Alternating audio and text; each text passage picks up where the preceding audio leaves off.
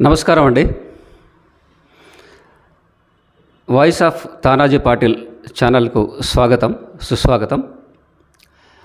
నా పేరు రాధా మనోహర్ రావు, senior journalist. Telangana ఉద్యమానికి సంబంధించి ఎంతోమంది అసూలు బాసిన విషయం మనకు తెలిసిందే. అప్పట్లో తెలంగాణకు సంబంధించి ఉద్యమానికి సంబంధించి ఎన్నో సమస్యలు కూడా వచ్చాయి. అందులో ప్రధానంగా తెలంగాణ ఉద్యమకారుల సంక్షేమ సమితి అధ్యక్షులు మన పక్కనే ఉన్నారు. నమస్కారం అండి స్టీవెన్సన్ రూబిన్సన్ గారు. నమస్కారం. నమస్కారం. ఈ ఉద్యమకారుల పరిస్థితి ప్రస్తుతం ఎలా ఉందంటారు మీరు? సార్, నా పేరు వచ్చి జి రూబీ స్టీవెన్సన్. నేను తెలంగాణ రాష్ట్ర ఉద్యమకారుల సంక్షేమ సమితి రాష్ట్ర అధ్యక్షుడిని.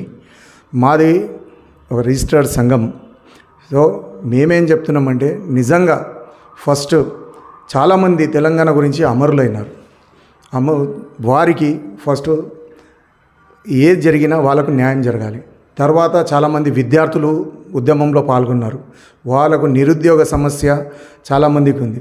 ఆ నిరుద్యోగ సమస్య తర్వాత మాలాంటి వాళ్ళు తెలంగాణ ఉద్యమంలో మళ్ళీ దశ ఉద్యమంలో కీలకంగా పనిచేసిన వాళ్ళం ఉన్నాం.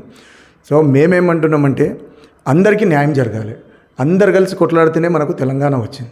So request to the government ఏంటంటే, మేము మొన్న 2022లో కాంగ్రెస్ ఎలక్షన్కి వచ్చే ముందు వాళ్ళ మేనిఫెస్టోలో తెలంగాణ ఉద్యమకారులకు 250 గజాల స్థలము మరియు 25,000 పెన్షన్ ఇస్తామని వాళ్ళ మేనిఫెస్టోలో పెట్టారు. సో మేము కూడా ఏమంటున్నామంటే, వాళ్ళు పెట్టారు కాబట్టి మేము ఇప్పుడు గత ప్రభుత్వం అంటే దగ్గర ఇప్పుడు సంవత్సరంన్నర దాటిపోయింది ప్రభుత్వం, కాంగ్రెస్ ప్రభుత్వం వచ్చి, కానీ ఉద్యమకారుల గురించి ఎక్కడ చర్చ వస్తలేదు. ఇప్పుడు జరుగుతున్న అసెంబ్లీ సమావేశాలలో తెలంగాణ ఉద్యమకారుల గురించి మాట్లాడి ఆ సమావేశంలో ఒకవేళ చర్చించి ఉద్యమకారులకు న్యాయం చేస్తారేమని మేము ఆశిస్తున్నాం.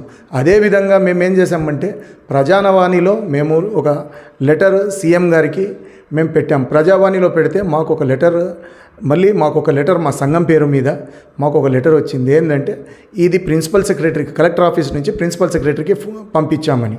మేము ప్రిన్సిపల్ సెక్రటరీలో కూడా మేము కనుక్కుంటే అది ఇంకా పాలసీ మ్యాటర్ ఇంప్లిమెంట్ కాలేదని చెప్తున్నాం. సో మేము రిక్వెస్ట్ ఏంటంటే, ఇప్పుడు జరిగే అసెంబ్లీ సమావేశాలలో మీరు దయచేసి ఈ చర్చ, తెలంగాణ ఉద్యమకారుల గురించి ఒక చర్చ తీసుకువచ్చి దాని గురించి మీరు మాట్లాడతారని మేము ఆశిస్తున్నాం. అదేవిధంగా ఉద్యమంలో పనిచేసిన వాళ్ళు చాలామందికి రబ్బర్ బుల్లెట్లు తగిలినాయి, చాలామందికి కాళ్ళకు చేతులకు దెబ్బలు తగిలినాయి, చాలామంది అమరులైపోయినారు. సో మీరు ఒక కమిటీ అన్న వేయండి.